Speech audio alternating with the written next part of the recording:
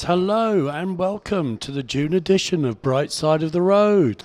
And right now, the Irish Cultural Centre at Hammersmith is so full that we can't get in. We're here at the Duke of Cornwall, round the corner on Fulham Palace Road.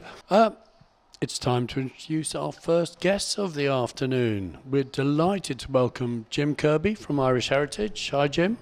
Hi, thank you for the invitation. It's great to be here. And Amy Gillen, Hi. world-renowned flautist. Thank you. It's great to be here. Jim, we're here to talk about Irish Heritage, and Irish Heritage has supported young musicians for 50 years now. It has, but let me just take it back to the beginning. It was formed in 1974 by Ethna Kennedy and her husband, Charles. Charles worked at the embassy. He was Irish embassy. He was the agricultural attaché, and he was actually a tenor in his own right as well.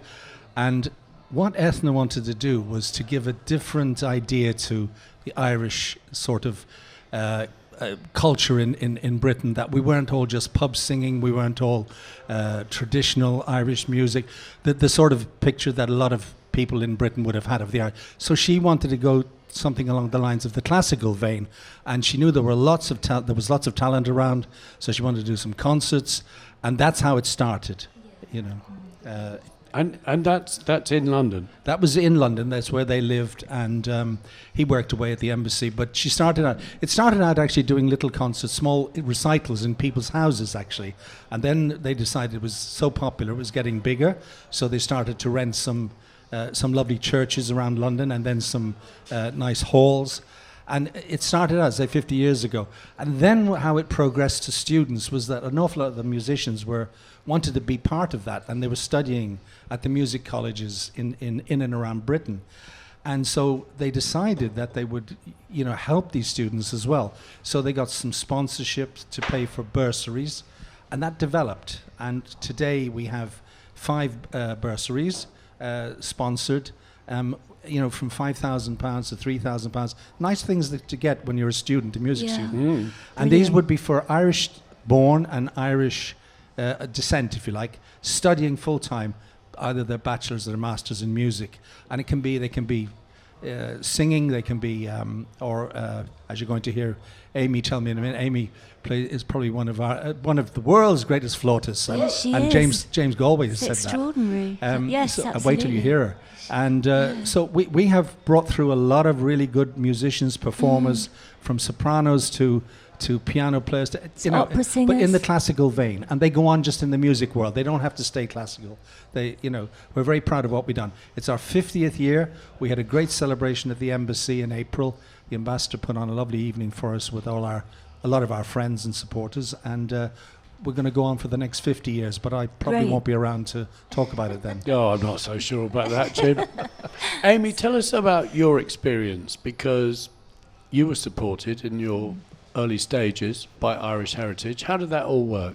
So I applied for the bursary process in 2018 when I was studying at the Royal College of Music here in London for my master's, and then I was fortunate enough to go on and win the main bursary of £5,000 that year, which I put towards my college studies at the Royal College of Music. So, without that bursary, sometimes you wouldn't have enough funding to complete it. So I'm very grateful to the Irish Heritage and everything that they have done for me in my career, and also the opportunities that came along with it in terms of concert opportunities, performing at the Royal Overseas League here in London, and also being involved with the Blackwater Valley Opera Festival. And I've performed there for I think 5 years now, so it's like a family, but it's all thanks to Irish Heritage providing these opportunities that has got me these opportunities in the first place. So I'm grateful to the Irish Heritage and all that they do for young Irish Brilliant, musicians. fantastic. It sounds absolutely And she really is one of the greatest in the world, so we're so proud to have her here.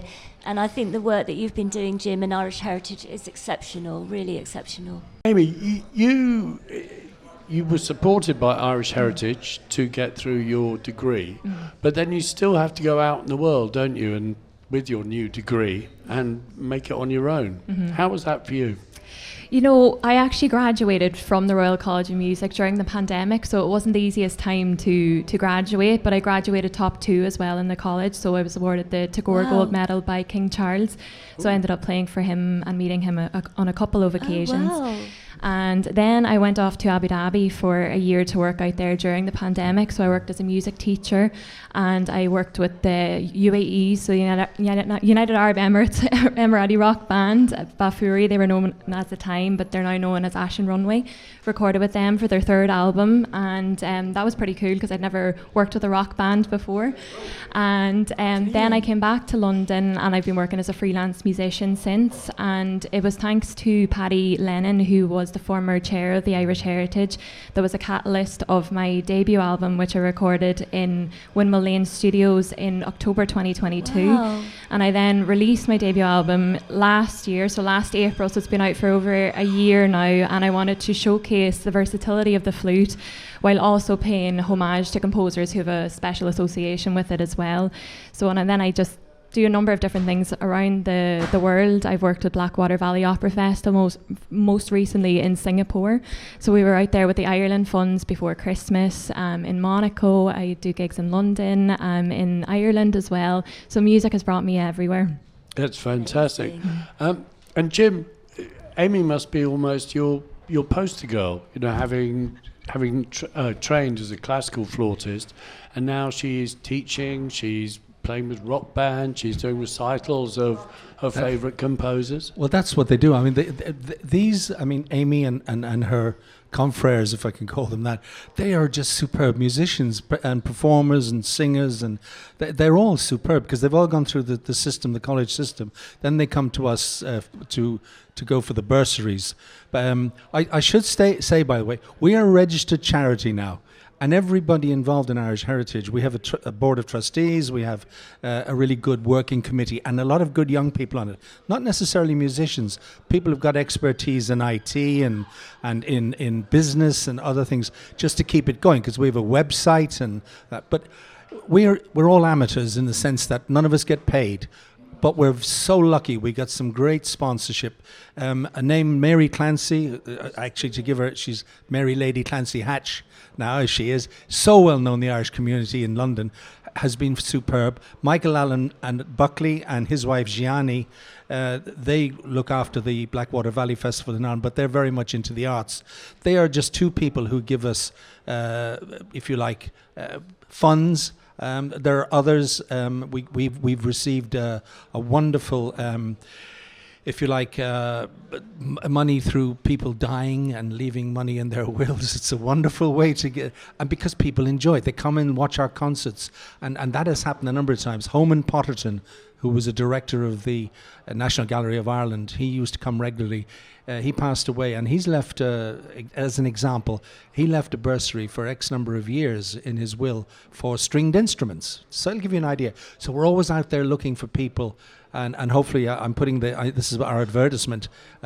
We need funds, and we need them all the time. We need sponsorship, because we want to expand the bursary program, and we want to really do more. Concerts are sublime, actually sublime when you go to an Irish Heritage concert. So I really highly recommend check out their website. The ICC's got a recital on the 25th of June, haven't we? It's Emily Hogarth, the singer, and Fraser Hickland accompany her on piano. But it's at the ICC, an afternoon recital, and it's only £5 to get in. It's just going to be beautiful. And you've done many of those. That's what we recitals and concerts, and we get the people who come through the bursary system. Ones who've just recently done it, and ones who've done it. You know, people who would be, if you like, our alumni, and we do the recitals because we have to put back into the community because we are a registered charity. Yeah, so and you do give it's it so outreach much. program. It's brilliant. Really great. And Amy, you must have also had an opportunity to play with lots of other talented young musicians because you've met them through Irish Heritage. Absolutely. I've been fortunate enough actually to work with Fraser Hickland. We did our concert at the Blackwater Valley Opera Festival only a couple of weeks ago. So I know Fraser well, and other musicians that have come through it, Tiffany as well, Tara, Brian. We've all done concerts together. And as Jim mentioned earlier, it's not only classical music that we do.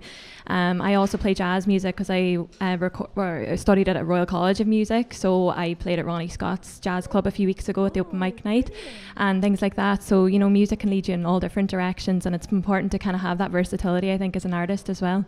Great. We're about to play a tune from your new album, I think, the album, your most recent album, The Town I Love So Well. Tell us a little bit about this tune. So it's a tune that's very close to my heart. It has a lot of history and very poignant lyrics associated with it. But in August 2020, when John Hume passed, I wanted to honour his contribution to the peace process in some way.